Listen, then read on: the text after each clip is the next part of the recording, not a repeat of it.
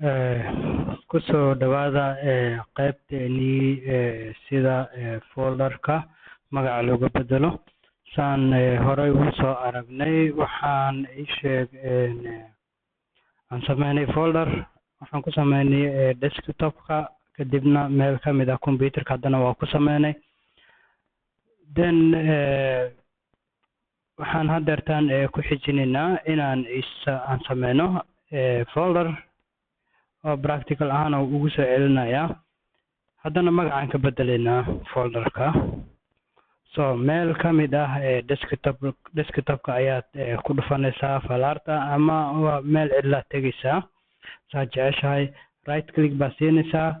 waxaad kasii tegaysaa new waxaad kasii tegaysaa folder-ka markaad samaysid waad ku dhufanaysaa folder-ka waad dooranaysaa. Markuu saa kugu dooran yahay baad right click siinaysaa, then rename baad ku dhufanaysaa. Kadibna meesha yar baa ku furmayso oo wax lagu qorayo oo ku hareysan. Kadib magaca aragtida ku qoraysaa.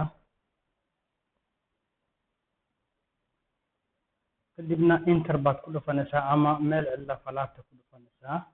waa intaa. Marka haddana waxaa noogu xigo sida meel kale computer-ka inaan ku sameyno folder. Haddana magacaan ka bedelno. Start button-kaad ku dhufanaysaa. Start button markaad ku dhufatid documents aad geli kartaa ama waxaad ku dhufanaysaa computer-ka markaad ku dhufatid dhankan navigation bar-ka qaybta midigta waxaad ku dhufanaysaa. waxaan ka wadaa dhanka left-ga waxaad ku dhufanaysaa documents aad ku dhufanaysaa. Document-ga gudihiisa markaad gashid meel cidlo ayaad falaarta saaraysaa ama aad ku dhufanaysaa. Right click baad siinaysaa. Kadibna new ayaad ku dhufanaysaa. Kadib folder aad ka dooranaysaa.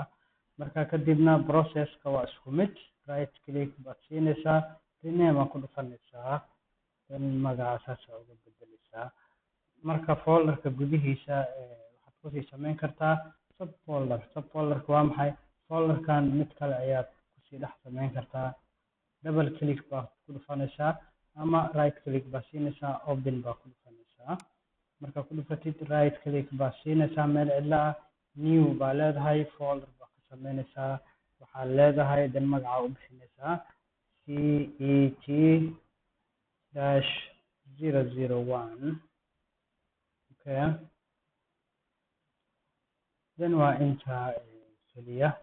then practical-ka samee, kusoo celceli. aad iyo aad ayaad u mahadsantahay. haddii aad wax su-aal qabtana waa soo weydiin kartaa.